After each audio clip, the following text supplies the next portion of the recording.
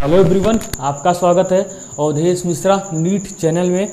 आज हम फिर से आए हैं नीट 2023 के लिए। ठीक है, ऑर्गेनिक का प्रैक्टिस सेशन। ठीक है, इसमें हम आपको जीओसी का प्रैक्टिस प्रॉब्लम करवाएंगे जितना हो सकता है। पहले पार्ट 1 में जितना कवर हो सकता है उसको करवाएंगे और पार्ट 2 में जितना कवर हो सकता है उसको करवाएंगे। ठीक है, जीओसी का आपके पास 2 पार्ट आएगा, पार्ट 1 पार्ट 2।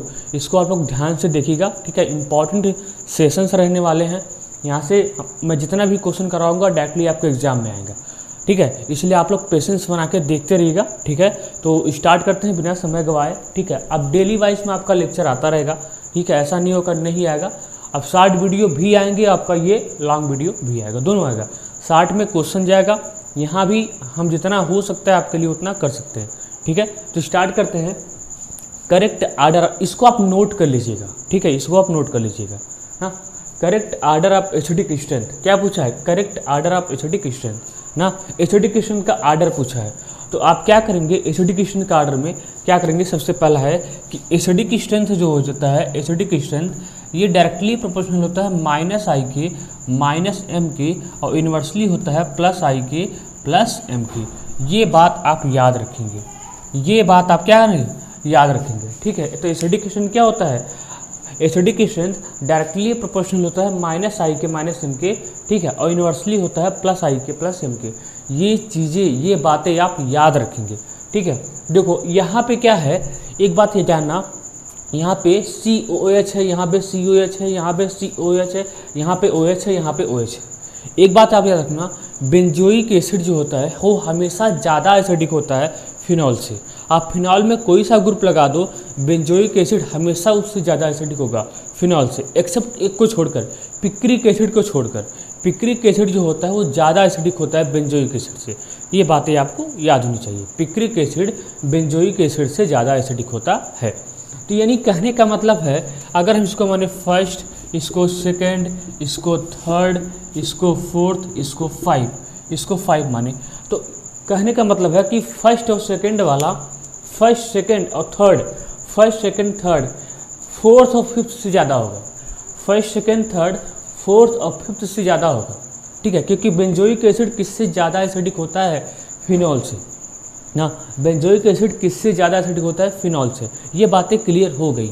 अब देखो क्या होगा, तहनी फर्स्ट सेकेंड थर्ड का हम कंपेरिजन कर लें, बाकी का कंपेरिजन हो ही जाएगा। करो, देखो यहाँ पे क्या है, यहाँ पे ये वाला ग्रुप कॉमन है। पहले फर्स्ट सेकेंड थर्ड का देखते हैं, इतना तो कंफर्म हो गया। फर्स्ट सेकेंड थर्ड जो है फोर्थ और फाइव से ज़्यादा एसिडिक होगा। ठीक है, अब पहले देखते हैं फर्स्ट सेकेंड थर्ड का एसिडिक स्ट्रेंथ का आर्डर देखते हैं, क्या आर्डर होना चाहिए। देखो क्या होता है, यहाँ पे OCH3 है।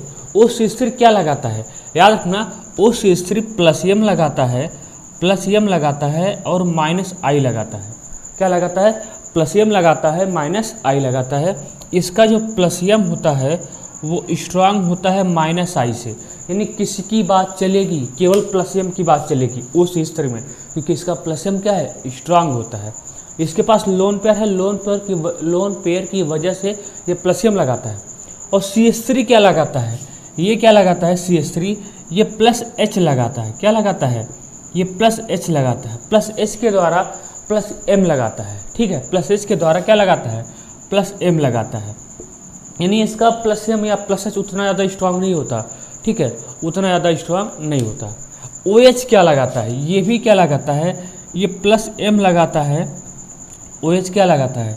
ये प्लस M लगाता है। क्या लगाता है? प्लस M और माइनस आई लगाता है। लेकिन OH का प्लस M स्ट्रांग होता है माइनस आई से। OH का प्लस M स्ट्रांग होता है माइनस आई से। ये बात आप याद रखेंगे, यहाँ पर लिख दे रहा हूँ। OH का जो होता है, OH का प्लस M स्ट्रांग होता है माइनस आई से। लेकिन यहाँ भी किसकी बात चलने वाली है? यहाँ पे प्लस एम की बात चलेगी। ठीक है, ना कि माइनस आई की, क्योंकि प्लस एम स्ट्रांग है माइनस आई से। ठीक है, लेकिन देखो OH का जो प्लस एम होता है वो OCH3, ये तो हमको पता हो गया कि इनमें जो OH का, देखो एक बात ध्यान रखना, जो OH का प्लस एम होता है ना, ये प्लस एम क्या होता है? OCH3 के कंपेरिजन बहुत ज़्यादा होता है। OH का प्लस एम OCH3 के कंपेरिजन में बहुत ज़्यादा होता है, यानी ये एसिडिक स्ट्रेंथ को बहुत कम करेगा OCH3 के कंपेरिजन में।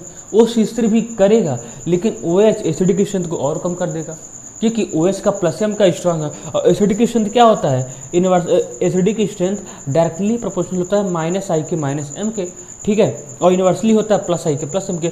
जितना ज़्यादा +I +M होगा एसिडिक स्ट्रेंथ उतना कम हो जाएगा, यानी इस वाले का एसिडिक स्ट्रेंथ सबसे कम होगा इन तीनों में सबसे कम होगा, यानी और ज़्यादा किसका हो जाएगा, ज़्यादा होगा इस CH3 वाले का, क्योंकि इसका +M क्या है, कम है। इसका +M OH से भी कम होता है और OCH3 से भी कम होता है, OCH3 से भी कम होता है, इसलिए ज़्यादा एसिडिक कौन हो जाएगा, ये सेकेंड वाला होगा। फिर कौन होगा, ये फर्स्ट वाला होगा, ठीक है, फिर कौन होगा, फर्स्ट वाला, और फिर कौन होगा, ये थर्ड वाला होगा। क्यों थर्ड वाला, थर्ड वाला लास्ट में क्यों चला गया, क्योंकि थर्ड वाला इसलिए लास्ट में चला गया क्योंकि OH का +M सबसे ज़्यादा होता है, OCH3 से भी ज़्यादा होता है, CH3 से भी ज़्यादा होता है। आप +M का आर्डर याद भी कर लीजिए, +M का आर्डर क्या, OH OCH3 और CH3, ये आर्डर आप याद रखेंगे, ठीक है, इंपॉर्टेंट क्वेश्चन है ये।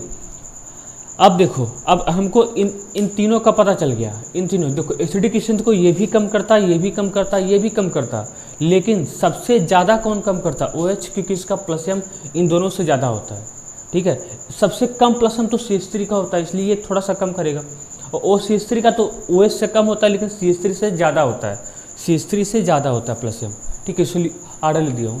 अब देखो, अब किसका आपको अरेंज करना है, इसका अरेंज करना है, इसका, ठीक है, इसका। अब देखो यहाँ पे NO2 क्या लगाता है, -I लगाता है, -M लगाता है।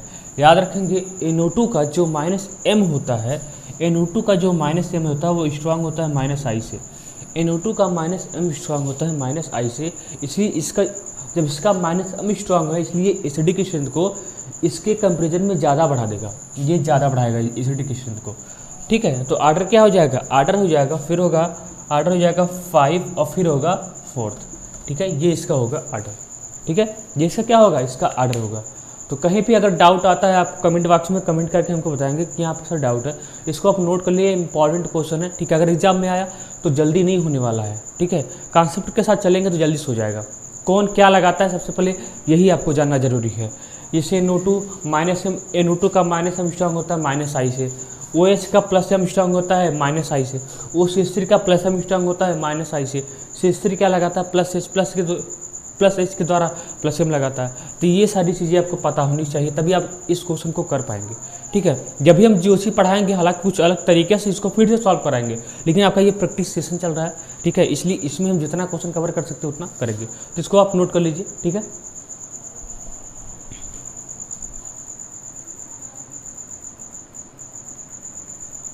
हेलो एवरीवन, सॉरी, देखिए ये क्वेश्चन देखते हैं, ठीक है, देखिए ये क्वेश्चन देखते हैं, the correct order of decreasing basic strength ना, ये वाला क्वेश्चन देखते हैं। ये भी क्वेश्चन इंपॉर्टेंट है अपने आप में, वेरी वेरी इंपॉर्टेंट है।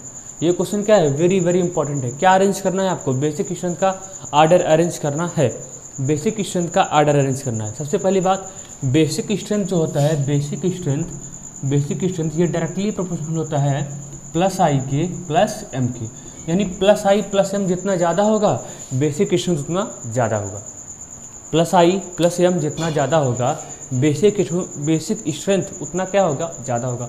देखते हैं, देखो इसमें एक बात और, बेसिक स्ट्रेंथ जो होता है वो लोकलाइज लोन पेयर का ज़्यादा होता है in comparison to delocalise lone pair. Localise lone pair का मतलब होता है वह लोन पेयर जो कॉन्जुगेशन में पार्टिसिपेट ना करे, और डीलोकलाइज लोन पेयर का मतलब होता है वह लोन पेयर जो कॉन्जुगेशन में पार्टिसिपेट करे। देखिए सबसे बड़ी बात क्या है, इन सभी के पास एक एक लोन पेयर है, इन सभी के पास एक एक लोन पेयर है, इसके पास भी एक लोन पेयर है, इसके पास भी एक लोन पेयर है, ठीक है, इन सभी के पास क्या क्या है, एक एक लोन पेयर है, इसके पास भी एक लोन पेयर है और इसके पास भी एक लोन पेयर है। सर आपको कैसे पता चला इन सभी के पास एक एक लोन पेयर है? देखो एक कॉन्सेप्ट होता है, एक ट्रिक होता है, याद रखना, उससे आप लोन पेयर पता कर सकते हैं। कैसे? देखो lone pair plus bond pair मिला के कितना होता है 4, lone pair plus bond pair मिला के होता है 4, lone pair plus bond pair मिला के होता है 4, ठीक है। अब देखो लोन पेयर बॉन्ड पेयर, यहाँ का सभी का बॉन्ड पेयर चेक करो, बॉन्ड पेयर सभी का चेक करो। देखो यहाँ पे कितना बॉन्ड पेयर है, 1 2 3, लेकिन बॉन्ड पेयर कितना हो गया 3, कितना ऐड कर दें कि 4 हो जाए, 1 ऐड कर दो ना, एक ऐड करोगे, एक ऐड करेंगे तो कितना आएगा 4, कितना आप ऐड किए हैं 1, जो ऐड किए हो वही क्या हो जाएगा लोन पेयर, जो ऐड किए हो वही क्या हो जाएगा लोन पेयर, यानी इसके पास कितना लोन पेयर है, एक लोन पेयर। ऑर्गेनिक केमिस्ट्री में ऐसा ही लोन पेयर पता किया जाता है कि आप देखिए इतना याद रखिए, lone pair plus bond pair मिला के होता है 4, ठीक है। पहले बॉन्ड पेयर काउंट कर लीजिए, जितना आपको ऐड करना पड़ेगा 4 पूरा करने के लिए उतना ही आपका लोन पेयर हो जाएगा। जैसे यहाँ पे हो गया। अब यहाँ देखो, यहाँ पे बॉन्ड पेयर कितना है 1 2 3, ठीक है, 3 बॉन्ड पेयर है, कितना आपको ऐड करना पड़ेगा 4 आ जाए, एक ऐड करना पड़ेगा ना, तो वही क्या हो जाएगा इसका लोन पेयर। आया समझ में? यहाँ देखिए यहाँ पे कितना बॉन्ड पेयर है, 2 इधर है 1 इधर, 3, कितना ऐड कर दें कि 4 हो जाए, एक ऐड करना पड़ेगा, इसलिए क्या होगा एक लोन पेयर। इसके पास देखिए कितना बॉन्ड पेयर है, 2 हाइड्रोजन से एक यहाँ 3, कितना ऐड कर दें 4 हो जाए, एक आ गया। तो याद रखिएगा lone pair plus bond pair मिला कितना होता है 4 होता है, ठीक है। इस कॉन्सेप्ट से आप किसी का भी लोन पेयर निकाल सकते हैं, ठीक है। अब देखो इसका हमको क्या अरेंज करना है, बेसिक स्ट्रेंथ का आर्डर। हमको पता है बेसिक स्ट्रेंथ का आर्डर डायरेक्टली प्रोपोर्शनल होता है प्लस आई के प्लस एम के, ठीक है। तो करो, क्या करोगे, करो करो करो। तो देखो सबसे ज़्यादा बेसिक हो जाएगा ये सेकंड वाला होगा। क्यों सेकंड वाला, क्यों? क्योंकि इसका जो लोन पेयर है, यह लोन पेयर कहीं कॉन्जुगेशन में पार्टिसिपेट नहीं है, यह लोन पेयर फ्री है, ये अपने लोन पेयर को आसानी से डोनेट कर सकता है, ये अपने लोन पेयर को आसानी से डोनेट कर सकता है, ठीक है। लोन पेयर फ्री रहना चाहिए बेसिक स्ट्रेंथ के लिए, ताकि डोनेट कर सके। देखो जिसकी जितनी अच्छी डोनेटिंग टेंडेंसी होगी उसका बेसिक स्ट्रेंथ उतना ही ज़्यादा होगा, जिसकी जितनी ज़्यादा डोनेटिंग टेंडेंसी होगी उसका बेसिक स्ट्रेंथ उतना ज़्यादा होगा, इतना याद रखना, ठीक है। तो सेकंड वाले का सबसे ज़्यादा होगा, फिर किसका होगा, फिर होगा थर्ड वाले का। ऐसा क्यों, थर्ड वाले का क्यों होगा? देखो थर्ड वाले के पास क्या है, लोन पेयर है, इसका जो लोन पेयर है ये कॉन्जुगेशन में पार्टिसिपेट नहीं कर रहा है, क्योंकि इसके अंदर खुद ही कॉन्जुगेशन है, इसके अंदर क्या है, खुद ही कॉन्जुगेशन है, इसलिए इसका लोन पेयर कॉन्जुगेशन में पार्टिसिपेट करता ही नहीं है। इसका लोन पेयर क्या है, फ्री है, ये अपने लोन पेयर को आसानी से डोनेट कर सकता है, अपने लोन पेयर को आसानी से क्या करेगा, डोनेट कर देगा, इसलिए इसका बेसिक स्ट्रेंथ ज़्यादा हो जाएगा, ठीक है। सबसे ज़्यादा होगा सेकंड वाले का, फिर होगा थर्ड वाले का। अब देखो इसको बोलते हैं पायरॉल, इसको क्या बोलते हैं, इसको बोलते हैं पायरॉल, इसको बोलते हैं एनिलीन, इसको क्या बोलते हैं, एनिलीन। बड़ा फेमस क्वेश्चन होता है कि पायरॉल और एनिलीन में कौन ज़्यादा, किसका ज़्यादा बेसिक स्ट्रेंथ होता है, बहुत ही ज़्यादा। देखो कन्फ्यूजन कहाँ पे होता है, इसका तो लोग अरेंज कर ले जाते हैं, लेकिन प्रॉब्लम होती है यहाँ पे और यहाँ पे, पायरॉल और एनिलीन में। ये डिसाइड नहीं कर पाते कि पायरॉल का एसिडिक स्ट्रेंथ ज़्यादा है कि एनिलीन का एसिडिक स्ट्रेंथ ज़्यादा है, ठीक है, पायरॉल का ज़्यादा है कि एनिलीन का। देखो कैसे पता करोगे, ध्यान दो, देखो इसका जो लोन पेयर है, यह लोन पेयर कॉन्जुगेशन में पार्टिसिपेट करता है, पायरॉल का जो लोन पेयर है, इसका लोन पेयर कॉन्जुगेशन में पार्टिसिपेट करता है, इसका भी लोन पेयर कॉन्जुगेशन में पार्टिसिपेट करता है। लेकिन बच्चों ध्यान दो, ये लोन पेयर की वजह से एरोमेटिक है, ये लोन पेयर की वजह से क्या है, एरोमेटिक है। देखो एरोमेटिक कैसे हुआ, 2 2 4 2 6, अगर किसी के पास 6 इलेक्ट्रॉन आ जाए वो क्या होता है, एरोमेटिक होता है। देखो 2 2 4 2 6 ये क्या है, एरोमेटिक है, यानी लोन पेयर की वजह से एरोमेटिक है। अगर हम इसका लोन पेयर डोनेट कर देंगे तब तो इसकी एरोमेटिसिटी क्या हो जाएगी, खत्म हो जाएगी, इसकी एरोमेटिसिटी क्या हो जाएगी, खत्म। लेकिन ऐसा होगा नहीं, ठीक है, इसलिए इसका लोन पेयर क्या है, कॉन्जुगेशन में पार्टिसिपेट करेगा, कॉन्जुगेशन में पार्टिसिपेट करेगा, और लोन पेयर की वजह से क्या है, एरोमेटिक है, ठीक है। एरोमेटिक होने के चलते क्या होता है, ये कम बेसिक होता है, एरोमेटिक होने के चलते ये कम बेसिक होता है, ठीक है। इसलिए ये वाला एनिलीन जो होता है पायरॉल से ज़्यादा एसिडिक होता है, सॉरी देखो जो पायरॉल होता है ये एरोमेटिक होने की वजह से कम बेसिक होता है, एरोमेटिक होने की वजह से कम बेसिक होता है, और ये ज़्यादा होता है इससे। तो आप लोग याद रखेंगे एनिलीन ज़्यादा बेसिक होता है पायरॉल से, ठीक है। रीजन समझ में आया, क्योंकि इसका लोन पेयर कॉन्जुगेशन में पार्टिसिपेट कर रहा है, इस लोन पेयर की वजह से ये एरोमेटिक है, ठीक है, एरोमेटिक होने के चलते ये कम बेसिक होता है। तो ऑर्डर क्या हो जाएगा, ऑर्डर हो जाएगा फोर्थ वाला और सबसे लास्ट में हो जाएगा फर्स्ट वाला। समझ में आया कि नहीं, ठीक है। एक बात और, इसमें एक और क्वेश्चन पूछे जाते हैं, हाइब्रिडाइजेशन आता है, ठीक है, ये तो बेसिक क्वेश्चन का ऑर्डर हो गया, पूछता है फिर इसका पूछेगा इस नाइट्रोजन का हाइब्रिडाइजेशन क्या होता है, इस नाइट्रोजन का हाइब्रिडाइजेशन क्या होता है। देखो हाइब्रिडाइजेशन निकालते कहते हैं total number of sigma bond plus free lone pair. Free loan pair का मतलब होता है वह लोन पेयर जो कॉन्जुगेशन में पार्टिसिपेट ना करे।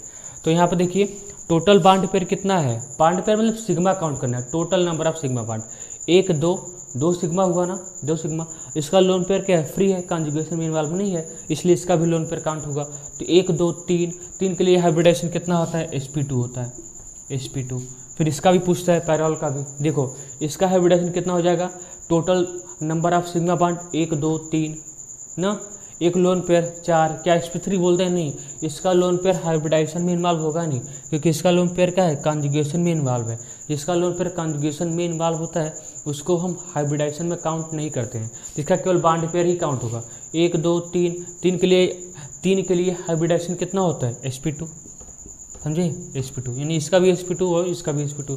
अब बाकी का अब इसका देख लीजिए, 1 2 3 1 4, कितना बॉन्ड पेयर है, 1 2 3, एक लोन पेयर 4, इसका हाइब्रिडेशन कितना हो जाएगा, sp3। इसका sp3 होना भी चाहिए क्योंकि इसका लोन पेयर कॉन्जुगेशन में पार्टिसिपेट नहीं कर रहा है।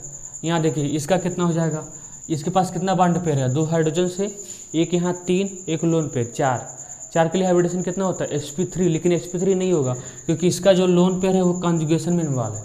इसका लोन पेयर क्या है, कॉन्जुगेशन में इन्वॉल्व है, इसलिए केवल बॉन्ड पेयर से ही काम चलाना पड़ेगा। और कितना बॉन्ड पेयर है, 2 इधर से 1 इधर, कितना हो गया, sp2, समझ में आया, नाइट्रोजन का, ठीक है। तो ये हजम नहीं हो रहा होगा कि इसका sp2 है, लेकिन sp2 है क्योंकि इसका लोन पेयर क्या है, कॉन्जुगेशन में इन्वॉल्व है, इसका लोन पेयर क्या है, कॉन्जुगेशन में इन्वॉल्व है, ठीक है। तो इतना नोट कर लीजिए, इंपॉर्टेंट है सभी के सभी, ठीक है।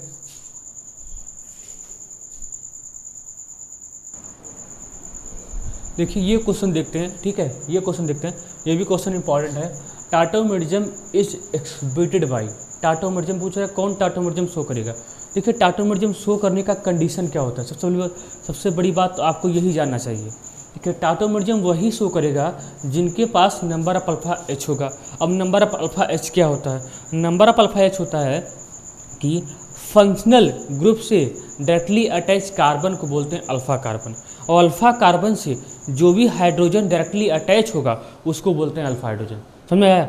फंक्शनल ग्रुप से डायरेक्टली अटैच कार्बन को बोलते हैं अल्फा कार्बन, और अल्फा कार्बन से जो भी हाइड्रोजन डायरेक्टली अटैच होगा उसको बोलते हैं अल्फा हाइड्रोजन, समझ में आया, ठीक है। अब देखो टाटोमेरिज्म में आपको फंक्शनल ग्रुप ढूंढना है, क्या ढूंढना है, फंक्शनल ग्रुप ढूंढना है, ठीक है। अब बहुत लोग क्या होते हैं, इसको हाइपर कॉन्जुगेशन से रिलेट करते हैं कि एल्कीन के बगल वाला कार्बन अल्फा कार्बन, उसके पास जो भी हाइड्रोजन होगा वो अल्फा हाइड्रोजन होगा। हाँ होगा अल्फा हाइड्रोजन, ठीक है होगा, लेकिन वो टाटोमेरिज्म एग्जिबिट नहीं करेगा क्योंकि एल्कीन टाटोमेरिज्म थोड़ी एग्जिबिट करता है, ठीक है। यहाँ पे देखिए फंक्शनल ग्रुप से डायरेक्टली अटैच कार्बन को बोलते हैं अल्फा कार्बन। यहाँ फंक्शनल ग्रुप का होना मस्ट है, ऐसा नहीं कि एल्कीन देख लिया उसके बगल वाला अल्फा कार्बन उसके पास हाइड्रोजन है वो टाटोमेरिज्म एग्जिबिट करेगा, ऐसा नहीं होगा, ठीक है। तो ध्यान देना टाटोमेरिज्म के लिए फंक्शनल ग्रुप का होना मस्ट है, ठीक है।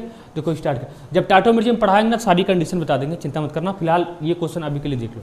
देखो क्या होता है, ये आपका है फंक्शनल ग्रुप है, ठीक है। इसके बगल वाला कार्बन क्या होता है, ये अल्फा कार्बन होता है, और ये भी क्या होता है अल्फा कार्बन। इसके ये फंक्शनल ग्रुप है, इसके बगल वाला अल्फा कार्बन, इसके बगल वाला अल्फा कार्बन, और alpha carbon must be sp3 hybridise होना चाहिए, sp2 नहीं sp3। तो ये sp3 है, दोनों ही sp3 है, लेकिन इनके पास बच्चों कोई अल्फा हाइड्रोजन नहीं है, इसलिए ये टाटोमेरिज्म एग्जिबिट नहीं करेंगे, थोड़ा यहाँ देख लेते हैं, ये फंक्शनल ग्रुप है, ठीक है, ये अल्फा कार्बन है, क्या अल्फा कार्बन sp3 हाइब्रिडाइज है, नहीं, अल्फा कार्बन sp2 हाइब्रिडाइज है, क्या हाइब्रिडाइज है, sp2 है, इसलिए ये भी टाटोमेरिज्म एग्जिबिट नहीं करेंगे। इधर से भी देखोगे वही आएगा, ये अल्फा कार्बन, ये दोनों ही sp2 है, ये भी टाटोमेरिज्म एग्जिबिट नहीं करेगा। यहाँ देखो ये फंक्शनल ग्रुप है, ये अल्फा कार्बन है, क्या अल्फा कार्बन sp3 हाइब्रिडाइज है, नहीं sp2 है। ध्यान देना अगर sp2 हुआ तो वहाँ से हट जाओ, ठीक है। तो ये भी टाटोमेरिज्म एग्जिबिट नहीं करेगा, क्या ये करेगा, ये टोटल आपका है क्या फंक्शनल ग्रुप है, ये अल्फा कार्बन है, क्या अल्फा कार्बन sp3 हाइब्रिडाइज है, हाँ है sp3 हाइब्रिडाइज है, क्या इसके पास अल्फा हाइड्रोजन है, हाँ है, कितना है 2 अल्फा एच है, ये टाटोमेरिज्म एग्जिबिट करेगा, एकदम करेगा। तो कौन सा ऑप्शन हो जाएगा, डी ऑप्शन करेक्ट हो जाएगा, ठीक है, किसको भी नोट कर जाओ।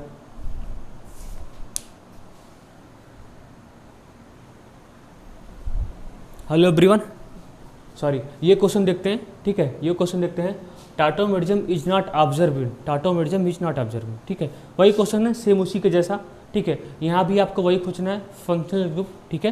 क्या करना है, देखो टाटोमेरिज्म वही शो करता है जिनके पास नंबर ऑफ अल्फा एच होता है।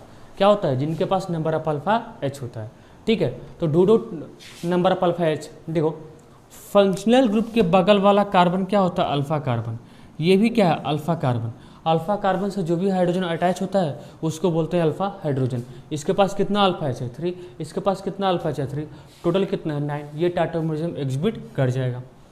यहाँ देखिए ये ऑलरेडी टाटोमराइज है, ये क्या है, ऑलरेडी क्या है, टाटोमराइज है। देखिए इसको x मान लीजिए, इसको y, इसको z, ठीक है। इस डबल बॉन्ड को यहाँ और इस हाइड्रोजन को यहाँ, इस डबल बॉन्ड को क्या, इस डबल बॉन्ड को यहाँ और इस हाइड्रोजन को यहाँ, ठीक है। कर दो, आंसर आ जाएगा। क्या हो जाएगा, पीएच पता चल जाएगा, PHCH2 सिंगल बॉन्ड CHO हो जाएगा। क्या हो जाएगा, CHO। ये डबल बॉन्ड कहाँ चला जाएगा, यहाँ पे। अब ये देखो ये क्या है, ये फंक्शनल ग्रुप है। क्या है, ये फंक्शनल ग्रुप है। इसके बगल वाला क्या होता है, अल्फा कार्बन। इसके पास कितना हाइड्रोजन है, 2 हाइड्रोजन है, इसलिए ये भी टाटोमेरिज्म एग्जिबिट करेगा। ये ऑलरेडी टाटोमराइज फॉर्म में है, यहाँ से क्या है, ये ऑलरेडी टाटोमराइज है, ठीक है। इसको भी आप इसमें कन्वर्ट कर सकते हो, ठीक है। ये ऑलरेडी टाटोमराइज है। यहाँ देखो ये फंक्शनल ग्रुप है, ठीक है। ये अल्फा कार्बन है, क्या sp3 हाइब्रिडाइज है, हाँ sp3 हाइब्रिडाइज है। क्या ये टाटोमेरिज्म एग्जिबिट करेगा, हाँ करेगा, तो ये भी हो जाएगा। इसके पास 3 अल्फा एच है। यहाँ देखिए ये फंक्शनल ग्रुप है, ये अल्फा कार्बन है। अल्फा कार्बन क्या है, ये क्या है, अल्फा कार्बन है। ये sp3 हाइब्रिडाइज है, हाँ है sp3 हाइब्रिडाइज है।